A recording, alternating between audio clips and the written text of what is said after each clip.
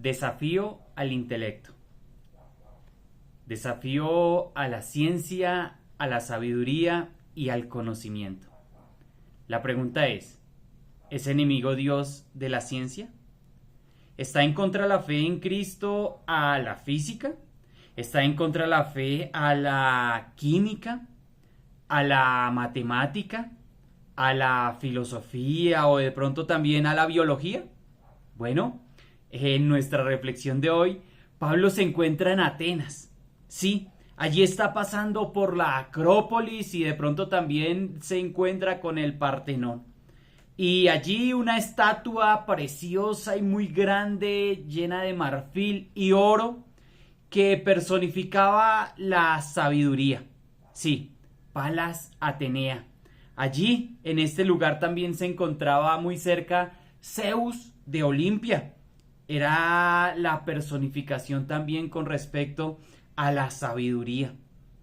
Estaba también por allí Erectión, que daba aspecto de la abundancia y los griegos le adoraban por ello. También hasta Augusto, el emperador, tenía allí una importante estatua. Bueno, estaba Pablo en Atenas en Hechos, capítulo 17 y versículo 16. Si usted está tomando esta serie de reflexiones con nosotros, por favor abra la Biblia en Hechos, capítulo 17 y versículo 16. Porque donde estaba Pablo era la ciudad de Atenas, donde habían fiestas lúdicas culturales por doquier. Salir a la calle allí en Atenas era salir a la capital religiosa de todo el mundo. Y allí estamos, y Pablo se encuentra en Atenas y dice allí, en el versículo 16 del capítulo 17 de los Hechos, que mientras Pablo los esperaba en Atenas, su espíritu se enardecía viendo la ciudad entregada a la idolatría. Allí estaba. El espíritu de Pablo se exasperaba. En el espíritu de Pablo había una conmoción espiritual en su interior. Y la ciudad, ¿por cuál era el motivo de esa conmoción espiritual de Pablo? Que la ciudad estaba entregada a la idolatría. Se daba a la idolatría. Entonces Pablo, mientras tenía oportunidad, discutía, dice el versículo 17, así que discutía en la sinagoga con los judíos y piadosos, y en la plaza cada día con los que concurrían. Sí, allí estaban unos judíos y otros piadosos, y Pablo tenía la oportunidad de dialogar. Pablo tenía esa ocasión para responder a sus preguntas. Pablo estaba dando respuesta a muchas preguntas, pero también estaba exponiendo el evangelio. Allí se encontraba Pablo y entonces, por este motivo, algunos filósofos epicúreos y estoicos, lo dice el versículo 18, disputaban con él. Y unos decían: ¿qué querrá decir este palabrero? Y otros: parece que es predicador de nuevos dioses, porque les predicaba el evangelio de Jesús y de la resurrección. Entonces, allí está el apóstol Pablo en medio de estos hombres, en medio de unos judíos y otros piadosos que querían escuchar el evangelio, pero otros estoicos y también epicúreos ponían atención. Hagamos una pausa para decir, ¿quiénes eran estos epicureos y quiénes eran estos estoicos? Bueno, los primeros eran seguidores de Epicuro. Este hombre había vivido aproximadamente en el año 300 al 200 antes de Cristo. Y ellos que creían, ¿qué era lo que estos hombres defendían? Era que ellos creían que la naturaleza y el universo estaba compuesta por átomos eternos y le daban toda la eternidad a ello y eran indestructibles. y que la naturaleza, por medio del placer y por medio del dolor, enseña a distinguir entre el bien y entre el mal. Eso era lo que ellos creían. Ellos eran politeístas también. Ellos creían que toda esa cantidad de dioses no se podían airar, no podían estar airados, pero también que estos eran indiferentes ante la debilidad humana. Sí, ellos no participarían con los humanos. Allá los dioses y aquí nosotros los humanos. Ellos decían, el placer es igual a la felicidad.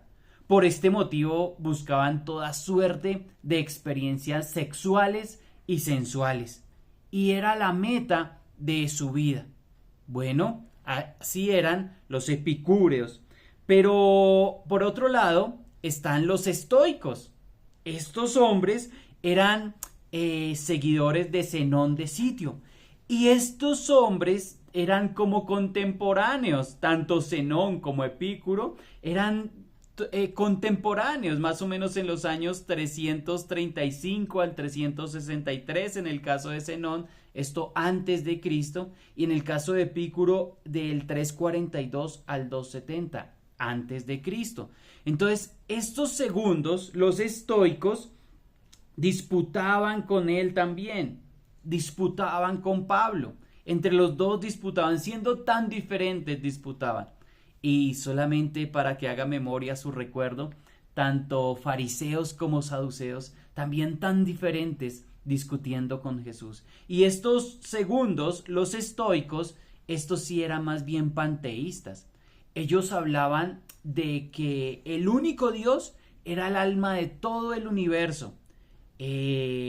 Recordemos también que decían ellos que ese único Dios daba vitalidad a todo, pero ese Dios carecía de personalidad, sí, carecía de trascendencia, era un Dios intrascendente e impersonal, y al fin y al cabo Dios es todo y todo es Dios.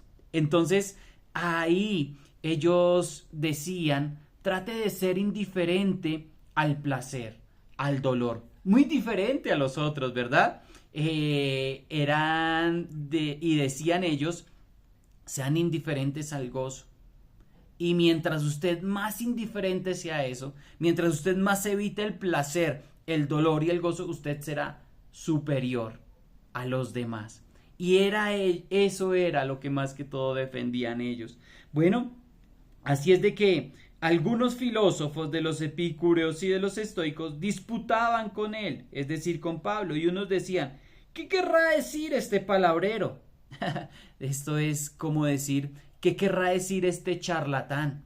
Y viene aquí a decirnos con respecto del Evangelio de Jesús y de la resurrección, esto es un charlatán, en pocas palabras es un recogedor de semillas, pero como lo decían en forma tan despectiva, esto quiere decir que era uno que recogía desperdicios del mercado, que viaja de aquí para allá recogiendo ideas y viene con unas ideas extrañas, que viene con unas ideas recogidas, que viene con unas ideas que no son correctas. Yo sí tengo la verdad, yo sí tengo lo correcto, decían ellos. Entonces, otros, por otro lado, decían, dice el texto en versículo 18, otros parece que es predicador de nuevos dioses. ¿Por qué? Porque les predicaba del Evangelio de Jesús y de la resurrección. Entonces ellos decían, quizá este trae otras divinidades no conocidas en Atenas, no conocidas en esta región. Versículo 20, 19 al 21 dice, y tomándole le trajeron al Areópago diciendo, ¿podremos saber qué es esta nueva enseñanza que hablas? Mire esto tan importante que le dicen, ¿será que podemos saber qué es esta nueva enseñanza que hablas? Pues traes a nuestros oídos cosas extrañas. Queremos pues saber qué quiere decir esto. Entre paréntesis nos hace un énfasis el versículo 21. Porque todos los atenienses y los extranjeros residentes allí en ninguna otra cosa se interesaban sino en decir o en oír algo nuevo. Bueno, ¿cuál será la exposición de Pablo? Acompáñame a esa segunda parte. Mientras tanto, reflexionemos algo. Querido amigo, si usted no está en Cristo, si usted no ha venido a los pies del Señor Jesucristo, pregúntese, ¿de quién ha obtenido usted sus convicciones? Quizá es del profesor de la universidad, quizá de lo que le han dicho sus profesores allí de pronto en el colegio o en la universidad. Quizá su fe está puesta en lo que otro escribió hace algunos años, como le pasaba a estos atenienses que estaban confiando en Epicuro o también estaban confiando en Zenón de Sitio. En estos 17 capítulos que hemos tenido el privilegio ya de realizar con la de hoy 78 reflexiones. Y sabes, observamos que diferentes siervos del Señor durante por lo menos 25 veces de manera evidente han dicho el Evangelio, han expuesto el Evangelio, han expresado el Evangelio. Y sabes, la respuesta siempre ha sido la misma.